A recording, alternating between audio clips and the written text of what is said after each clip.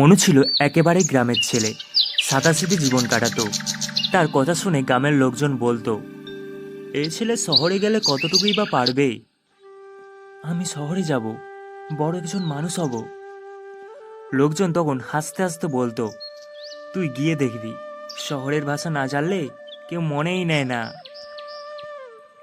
ছোটবেলায় গ্রামের মিষ্টি বুড়ি বলতো মনুকে, মনু, পড়াশুনো করিস, না হলে বড় হয়ে কষ্ট করবি। মনু মাথা নাড়াতো, কিন্তু মনে মনে ভাবতো, আমি তো গায়ের ছেলে, বুঝি না শহরের ভাষা।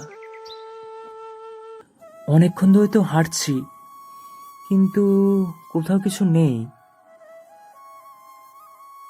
খিদেও খুব পেয়েছে, আর যা খাবার এনেছিলাম বাড়ি থেকে সেটাও শেষ হয়ে গেছে আস্তে আস্তে। না, আর একটু হাঁটি, দেখি সামনে কিছু পাই কিনা।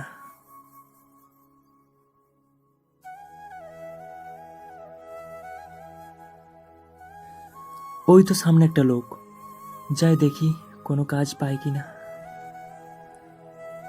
দাদা, এখানে কোনো কাজ পাওয়া যাবে? আমি অনেক দূর থেকে এসেছি গো।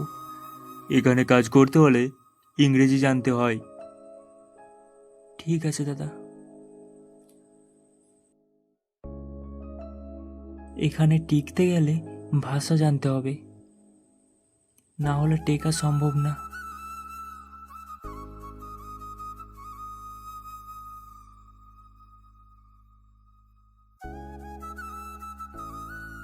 এক কাপ চা দেবে?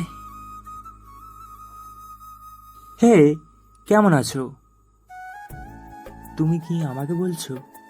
হ্যাঁ হ্যাঁ, তোমাকেই বলছি। ভালো আছি। তা এখানে কি জন্য এসেছো?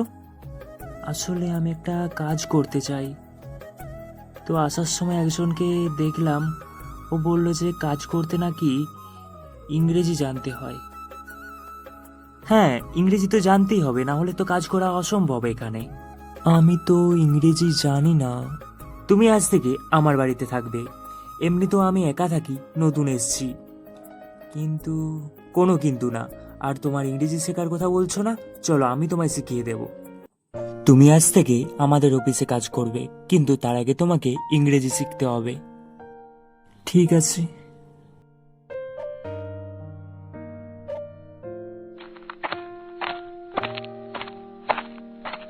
স্যার, আসবো?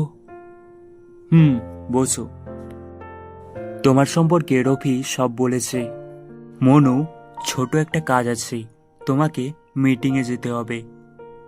স্যার, আমার তো ইংরেজি এখনো ঠিক নয়। চেষ্টা করো, তোমার পাশে আছি। Good morning everyone, I am Manu from a small village. I was say before, but I worked hard to learn. Today I am ready to work with all you.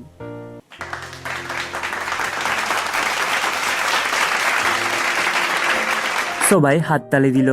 মনুর চোখে জল এলো, সে বুঝলো পরিশ্রমই হলো সফলতার চাবিকাঠি। এখন মনু